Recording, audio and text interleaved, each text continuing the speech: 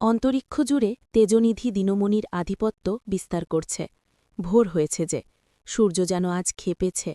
তার সে কি তেজ! জানালার ফাঁক দিয়ে তার ক্ষিপ্ত আলোকরশ্মি এসে লুটোপুটি খাচ্ছে বিছানার এক কোণে শুয়ে থাকা ঘুমন্ত মানবীর নেত্রের উপর। ঘুমের মাঝেই ভ্রুযুগল কুঁচকে ফেলল সে। আনন যেন ঝলসে যাচ্ছে ক্ষিপ্ত রোদে। দুই হাত দিয়ে চোখ কচলাতে কচলাতে শোয়া থেকে উঠে বসল চৈতি।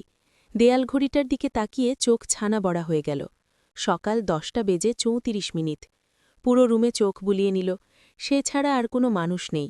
নিজের বিছানা ছেড়ে অন্য একজনের বিছানায় শুয়ে সারা রাত ছটফট করেছে চৈতি। নিদ্রারা ধরা দেয়নি তাকে। ফজরের আজানের আগে শয়তানে এমন ঘুম পাড়িয়ে দিয়েছিল যে সেই ঘুম কিছুক্ষণ আগেই দিনমণির ঝাঁঝালো আলোতে ভাঙল। বিছানা থেকে নেমে দাঁড়াতেই দাঁত ব্রাশ করার কথা মনে পড়ল চৈতির। ব্রাশটা তো বাড়িতেই রেখে এসেছে। মন খারাপ করে আবারও বিছানার উপর বসে পড়ল।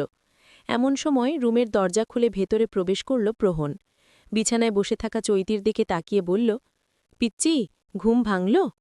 চৈতি প্রতিউত্তরে কিছু না বলে অসহায় দৃষ্টিতে প্রহনের বদনপানে চেয়ে রইল। পেছনে গুটিয়ে রাখা ডান হাতটা সামনে এনে হাতের মুঠোয় ধরে রাখা ব্রাশটা এগিয়ে দিল চৈতির দিকে। অবাক হল চৈতি। না বলতেই বুঝে গেলেন কি করে? প্রতিউত্তরে মুচকি হেসে প্রহন বলল, দ্রুত মুগ্ধ হয়ে আসো পিচ্ছি, আম্মু তোমার অপেক্ষায় এখনও নিচে বসে আছেন কিছু না খেয়েই। আরেক দফা অবাক হল চৈতি। মনে মনে ভাবল, আমার আম্মু আব্বুর মতন এনারাও কত ভালো। নতুন বউ এত বেলা পর্যন্ত ঘুমিয়ে থাকে, আগে কোথাও দেখেছেন কি আপা? সোফায় বসে থাকা মিসেস ইয়াসমিন মুচকি হাসলেন নিজের ভাইয়ের বউয়ের কথায়। অধর জুড়ে হাসির রেখা টেনেই উত্তর দিলেন, বউ না তো, চৈতি তো আমার মেয়ে, আর বাড়ির মেয়ে একটু বেলা পর্যন্ত ঘুমিয়ে থাকতেই পারে, এতে অপরাধের কিছু নেই। আর একটা কথা হয়তো ভুলে গেছ, নতুন জায়গায় নতুন পরিবেশে নতুন সব মানুষের ভিড়ে মেয়েটার অস্বস্তি হতেই পারে। হয়তো বিছানা বদলানোর জন্য রাতে মেয়েটার ঠিকমতো ঘুম হয়নি, তাই একটু বেলা হয়ে গেছে ঘুম ভাঙতে। হুট করেই তো আর সবকিছু মানিয়ে নেওয়া যায় না, মানিয়ে নিতে হলেও যথেষ্ট সময়ের প্রয়োজন। মিসেস ইয়াসমিনের কথা শুনে মুখ ঝামটা দিয়ে সেই স্থান ত্যাগ করতে করতে প্রহনের বড় মামি বলে উঠলেন, বেশি মাথায় তুলিয়েন না, পরে দেখবেন মাথায় উঠেই নাচবে। সে দেখা যাবে, আমাদের পারিবারিক বিষয় নাক না গলানোই উত্তম তোমার জন্য। বুঝতেই তো পারছ, আমি ছেড়ে কথা বলবো না।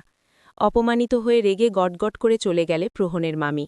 মিসেস ইয়াসমিন বড় করে একটা দীর্ঘশ্বাস ত্যাগ করলেন। এই দীর্ঘশ্বাস কোনো আফসোস বা কষ্টের নয়, বরং একটা তৃপ্তির। জোর খাটিয়ে চৈপিকে নিজের মেয়ে বলতে পারার তৃপ্তির। রাতে সোফায় একপাশ হয়ে শুয়ে থাকার ফলে ঘাড় ব্যথা হয়ে গেছে প্রহনের। ঘুম হয়নি ঠিকমতো। 6 ফুট লম্বা স্বাস্থ্যবান একজন আর্মির ক্যাপ্টেনের কাম্য নয় সোফায় ঘুমোনো, তবুও ঘুমিয়েছিল সে। বাচ্চা মেয়েটা যদি ভয় পেয়ে যায় পাশে ঘুমোতে দেখে, এমনিতেই কেমন চুপসে যায় প্রহনের সামনে। চৈতি যখন ওয়াশরুম থেকে ফ্রেশ হয়ে বেরিয়ে এসেছিল, প্রহন তখন আখিজোড়া বন্ধ করে বিছানায় উপুর হয়ে শুয়েছিল। প্রহন ঘুমিয়ে পড়েছে ভেবে চৈতি ধীর পায়ে রুম থেকে বেরিয়ে যাওয়ার সময় প্রহনের রাশভারী কণ্ঠস্বর শুনে ঘুরে দাঁড়ায়। পিচ্চি, একটা কাজ করতে পারবে? জি বলুন। আগে নাস্তা করে আসো যাও, তারপর বলবো, বুঝছো পিচ্চি? চৈতি ছোট্ট করে উত্তর দিল, হুম। সিঁড়ি বেয়ে চৈতিকে নামতে দেখে মুচকি হেসে বসা থেকে উঠে এগিয়ে গেলেন মিসেস ইয়াসমিন। ওনাকে দেখেই হাসল চৈতি। মিসেস ইয়াসমিন চৈতির মাথায় হাত বুলিয়ে দিতে দিতে বললেন, কি রে মা, ঘুম হয়েছে? সারা রাত জেগেই ছিলাম, সকালের দিকে ঘুম এসেছিল, তাই এত দেরি হয়ে গেছে উঠতে। কোনো সমস্যা নেই, তোর জন্য অপেক্ষা করে বসেছিলাম একসাথে নাস্তা করব বলে। মিসেস ইয়াসমিন চৈতির হাত ধরে টেনে নিয়ে গিয়ে ডাইনিং টেবিলের চেয়ারে বসিয়ে দিলেন। চৈতির পাশের চেয়ারটা টেনে নিয়ে নিজেও তার পাশে বসলেন। চৈতিকে স্বাভাবিক করার যথেষ্ট চেষ্টা করছেন তিনি। নিজ হাতে খাইয়ে দিতেও ভাবছেন না। মেয়ের অভাব যে পূরণ হয়েছে, এই মেয়েকে কি আর অনাদরে রাখা যায়? নাস্তা করা শেষে চৈতিকে নিয়ে সোফায় বসলেন মিসেস ইয়াসমিন। এমন সময় প্রহনের ডাক পড়ল, পিচ্চি, তোমার কি এখনও নাস্তা করা শেষ হয়নি? একটু জলদি আসো তো পিচ্চি। মিসেস ইয়াসমিন মনে মনে খুব করে হাসলেন। চৈতির সামনে মুখ ফুটে হাসতে পারছেন না, মেয়েটা লজ্জা পাবে দেখে।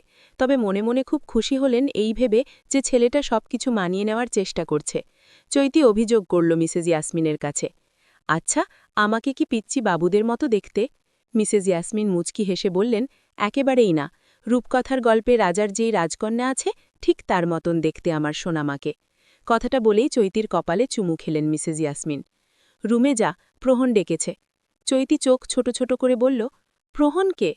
চৈতির এমন প্রশ্ন শুনে মিসেস ইয়াসমিন হাসবে নাকি কাঁদবে বুঝতে পারছেন না। পরক্ষণেই মনে হল এমন প্রশ্ন করাটা অস্বাভাবিক নয়। বিয়ের আগে তো মেয়েটা প্রহণকেই তো দেখেনি, তাহলে নাম না জানা অস্বাভাবিকের ক্ষেত্রে পড়ে না। মিসেস ইয়াসমিন মুচকি হেসে চৈতির মাথায় হাত বুলিয়ে দিয়ে বললেন, আমার ছেলের নাম প্রহণ চৌধুরী, সম্পর্কে যে তোর স্বামী হয়, আর এখন থেকে মানুষজন তোকে মিসেস প্রহণ চৌধুরী বলে ডাকবে, বুঝলি মে? এখন যা, ওপরের রুমে যা, দেখে আয় কেন ডাকছে। চৈতি চুপ করে বসা থেকে উঠে সিঁড়ি বেয়ে ওপরে উঠতে উঠতে অনমনে কয়েকবার আওড়াতে লাগল মিসেস প্রহণ চৌধুরী। নামটা তার বুকের বাঁ পাশের স্পন্দন বাড়িয়ে দিয়েছে কয়েক গুণ। রুমের দরজার দিকে তাকিয়ে আছে প্রহণ, পিচ্চি বউয়ের অপেক্ষায়। এক পা দুপা এগিয়ে এলো চৈতি। তাকে দেখেই প্রহণ জিজ্ঞেস করল, এই পিচ্চি, 1 ঘণ্টা লাগে নাস্তা করতে? চৈতি অনমনেই উত্তর দিল, মিসেস প্রহণ চৌধুরী। চৈতির কথাটা কানে আসতেই চোখ কোঠর থেকে বেরিয়ে আসার উপক্রম প্রহণের। শোয়া থেকে উঠে বসে বলল, কি পিচ্চি, এইটা তুমি কি বললা? হুঁশ ফিরল চৈতির। দাঁত দিয়ে জিভা কামড়ে ধরে মনে মনে বলল, ইস, কি বলে ফেললাম এটা আমি। প্রহণ হাসতে হাসতে বিছানায় গড়াগড়ি খাচ্ছে। চৈতি গাল ফুলিয়ে চোখ বড় বড় করে তাকিয়ে আছে প্রহণের দিকে। হাবভাব এমন যে প্রহণ যদি আরও কিছুক্ষণ এই একইভাবে হাসতে থাকে তাহলে সে কান্না করে দিবে। হাসি থামিয়ে বিছানা থেকে নেমে চৈতির কাছাকাছি এসে দাঁড়ায় প্রহণ। চৈতির নাক টেনে দিয়ে প্রহণ বলে, পিচ্চি, এইসব কথা কে বলছে তোমাকে? চৈতি মাথা নিচু করে উত্তর দিল, ভালো মা। আম্মু বলেছে এই কথা? বাহ, খুব দ্রুত সব শিখিয়ে দিচ্ছে দেখছি। প্রহণ আবারও আগের ন্যায় বিছানায় গিয়ে শুয়ে পড়ল। তারপর চৈতির উদ্দেশ্যে বলল, ড্রেসিং টেবিলের প্রথম ড্রয়ারে একটা মলম রাখা আছে, ওটা নিয়ে এসো তো পিচ্চি। বাধ্য মেয়ের মতো প্রহণের কথা অনুযায়ী মলম নিয়ে প্রহণের দিকে এগিয়ে গেল চৈতি। ঘাড়ে মালিশ করে দাও, ব্যথা করছে খুব। চৈতি সংকোচ বোধ করল। আঙুলের ডগায় মলম নিতে গেলেই থরথর করে কেঁপে ওঠে হাতখানি। বেশ কিছুক্ষণ পরও চৈতির কোনো সাড়া না পেয়ে চোখ মেলে তাকায় প্রহণ। চৈতির হাতের দিকে তাকিয়ে গোপনে একটা দীর্ঘশ্বাস ফেলে। মেয়েটা আসলেই অনেক ছোট, যতই মানিয়ে নেওয়ার চেষ্টা করছি ততই ব্যর্থ হচ্ছি। চৈতির হাত থেকে মলমটা নিজের হাতে নিতে গেলে দেয় না চৈতি। মেইলি কণ্ঠের নরম সুরে প্রহণের উদ্দেশ্যে বলে, আমি মালিশ করে দিচ্ছি, আপনি শুয়ে পড়ুন।